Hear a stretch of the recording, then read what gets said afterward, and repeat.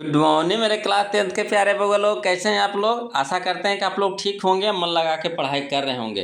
तब बउआ लोग हम लोग है ना सॉल्यूशन कर रहे हैं target objective question and answer book का बउआ लोग, है ना। हम लोग सॉल्यूशन करने वाले हैं।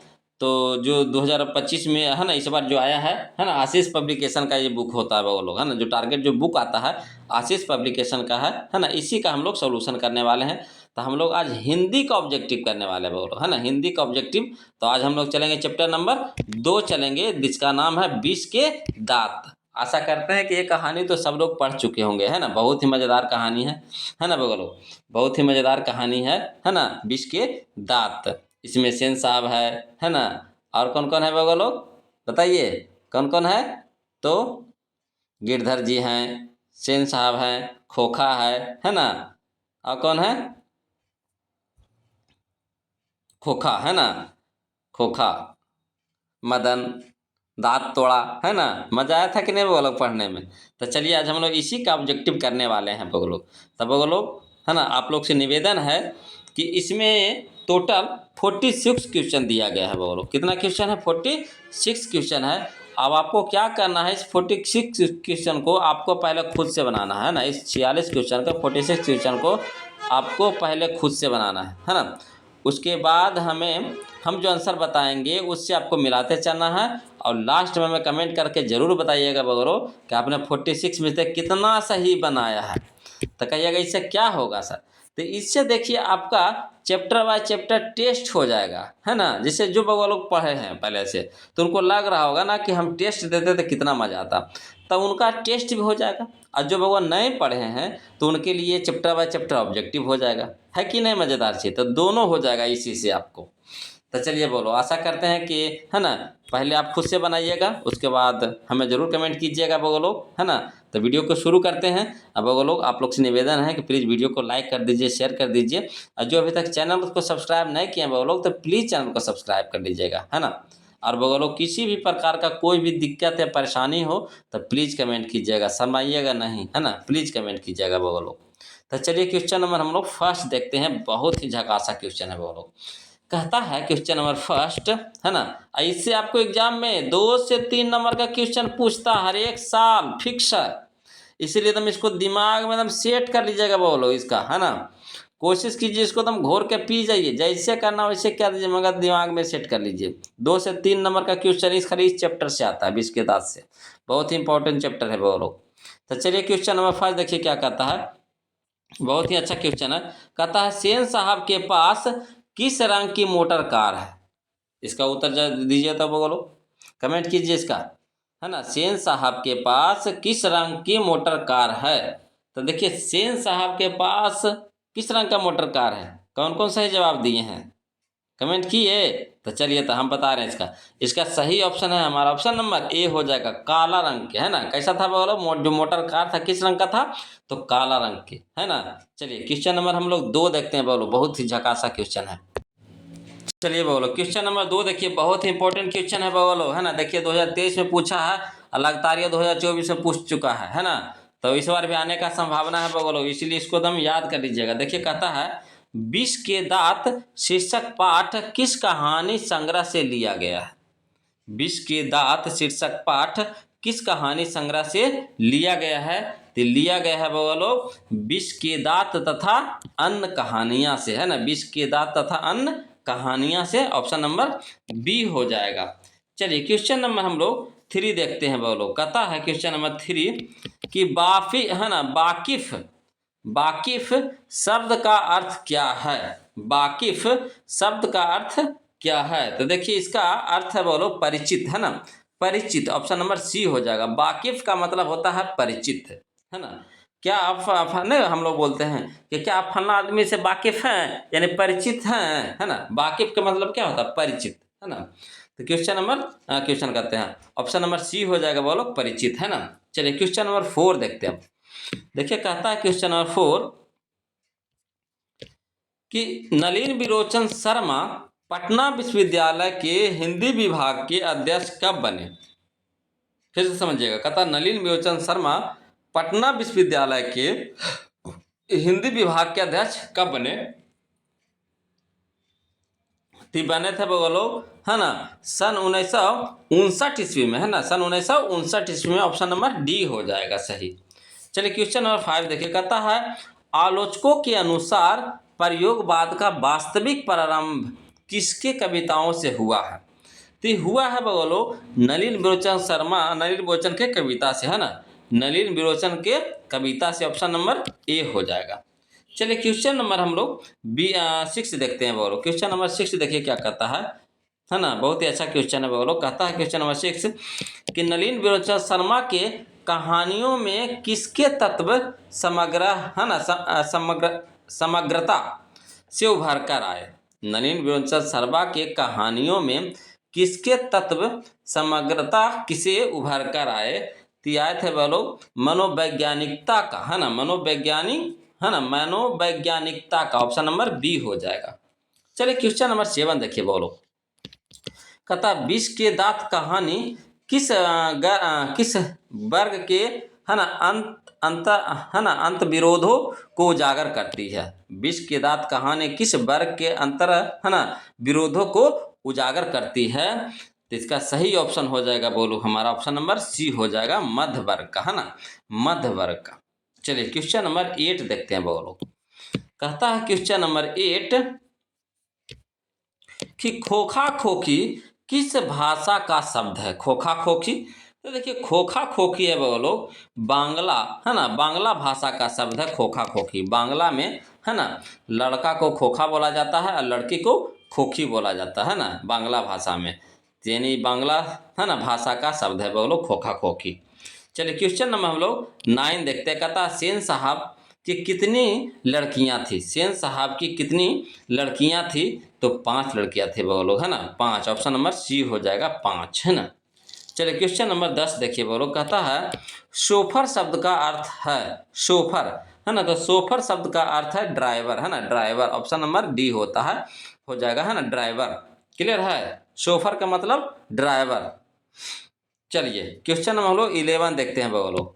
कहता है क्वेश्चन नंबर 11 बहुत ही झकासा क्वेश्चन है, ये सब बार बार पूछते रहता है बोलो। कहता है ऐसे ही लड़के आगे चलकर गुंडे, चोर, डाकू बनते हैं, यह पंक्ति, है ना, कहानी के किस पात्र ने कही है? समझिएगा, कहता ऐसे ही लड़के आगे चलकर गुंडे, चोर, डाकू बनते हैं, यह पंक्ति कहानी के किस पात्र ने कहा है? तो कौन कहे थे बगल लोग? तो सेन साहब ने कहे थे, है ना, सेन साहब ने कहे थे। ऑप्शन नंबर सी हो जाएगा। चलिए क्वेश्चन नंबर 12 देखते हैं। कहता है नलिन विरोचन शर्मा की मृत्यु कब हुई? तो देखिए नलिन विरोचन शर्मा की मृत्यु हुआ था बगल लोग 12 सितंबर 1961 को, है ना, 12 सितंबर 1961 को। ऑप्शन नंबर ए हो जाएगा।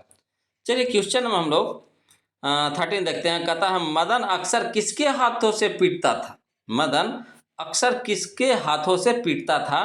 तो पीटता था बगलो पिता के हाथों से। ऑप्शन नंबर डी हो जाएगा, पिता के हाथों से, है ना। चलिए क्वेश्चन नंबर हम लोग 14 देखते हैं बगलो। कहता है क्वेश्चन नंबर 14 कि विष के दांत शीर्षक कहानी के कहानीकार कौन है?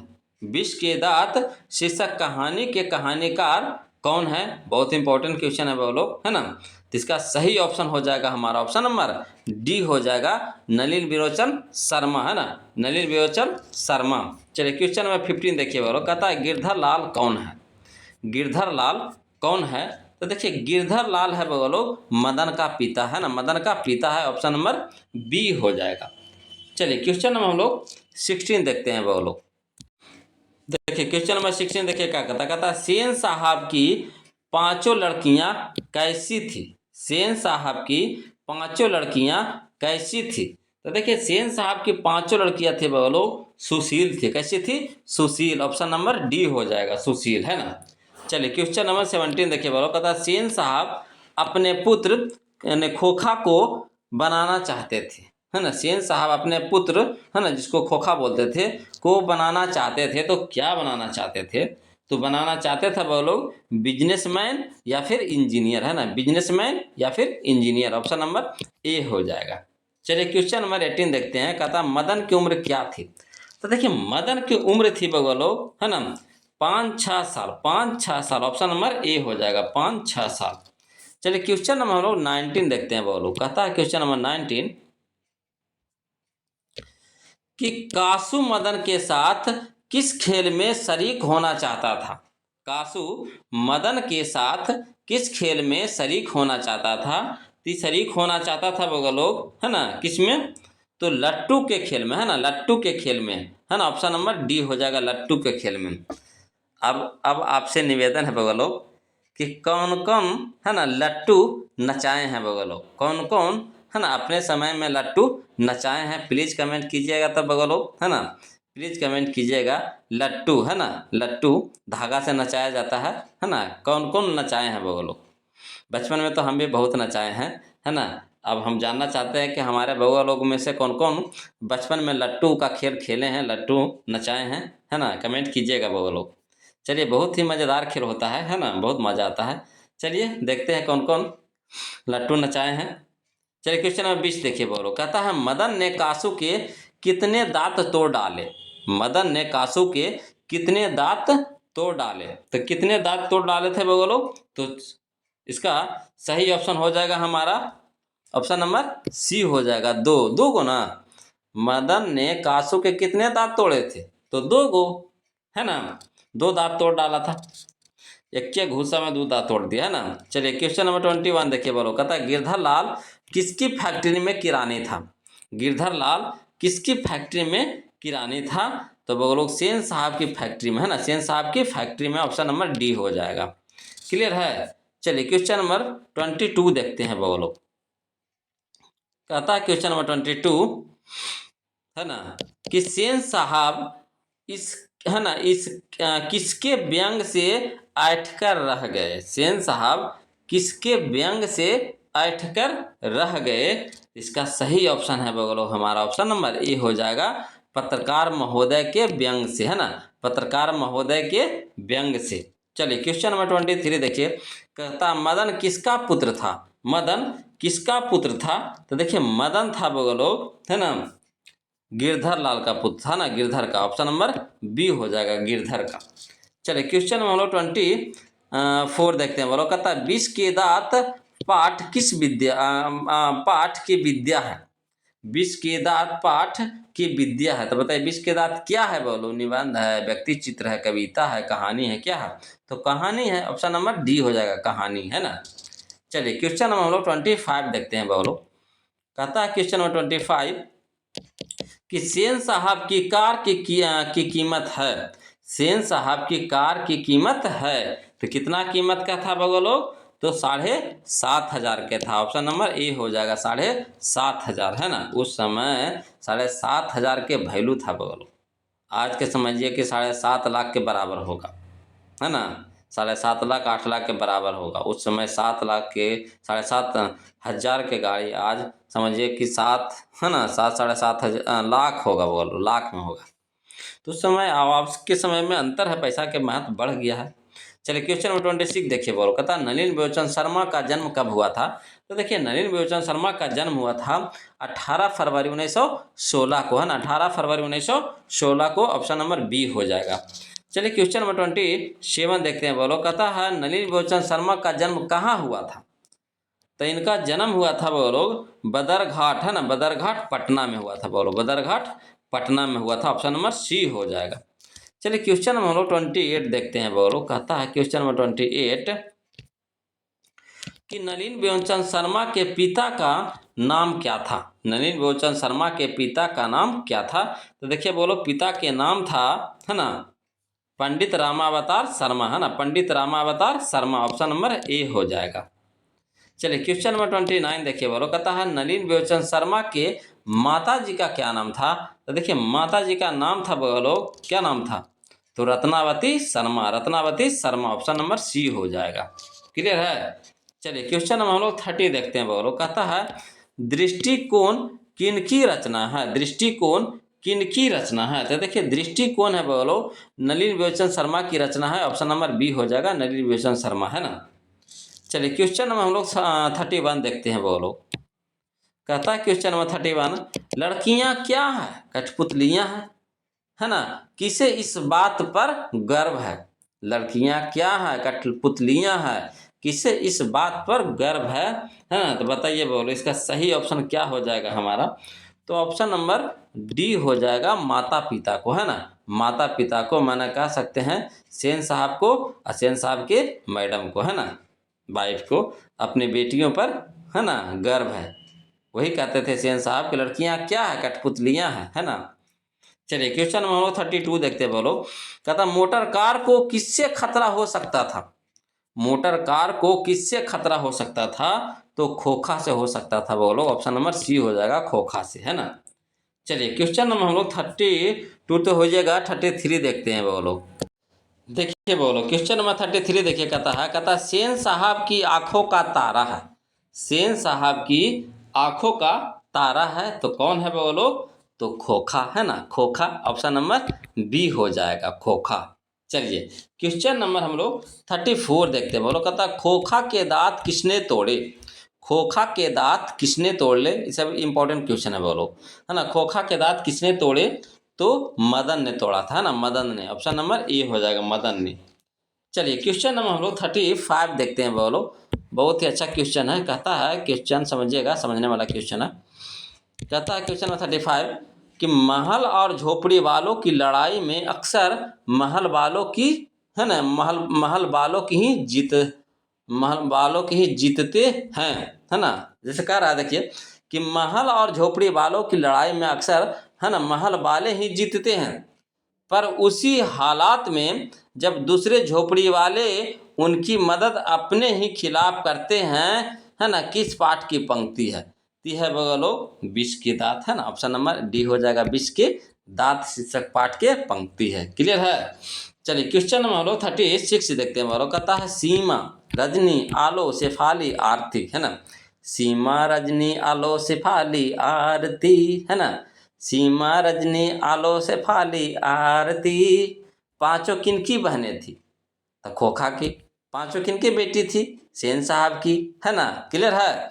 चलिए क्वेश्चन नंबर हम लोग 37 देखते हैं। बोलो खोखा की यहाँ पे, है ना, बहन थी, बहन कह रहा, बहन, तो बहन कह रहा था खोखा की, अगर बेटी कहेगा तो सेन साहब की। क्लियर है। चलिए क्वेश्चन नंबर 37 देखते हैं। बोलो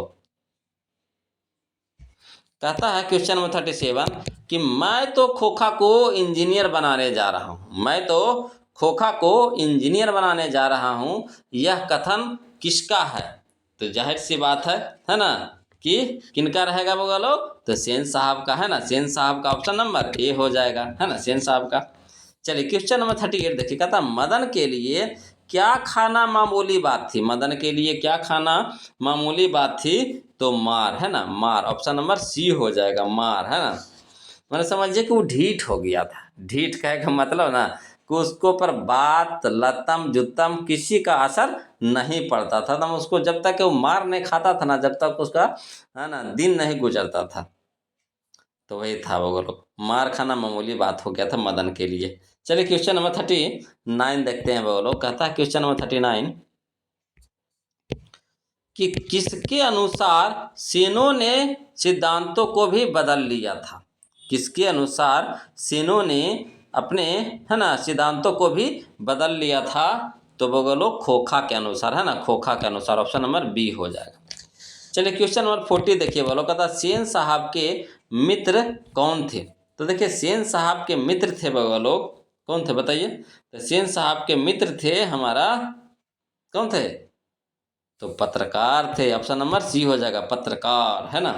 चलिए क्वेश्चन नंबर 41 देखते हैं। बोलो कहता है कौओं की जमात में शामिल होने के लिए कौन ललक गया। कौओं की जमात में शामिल होने के लिए कौन ललक गया, तो ललक गया का बोलो, है ना, के, तो हंस। ऑप्शन नंबर बी हो जाएगा, है ना, हंस। ऑप्शन नंबर बी हो जाएगा, हंस। चलिए क्वेश्चन नंबर हम लोग 42 देखते हैं। बोलो कहता है क्वेश्चन नंबर 42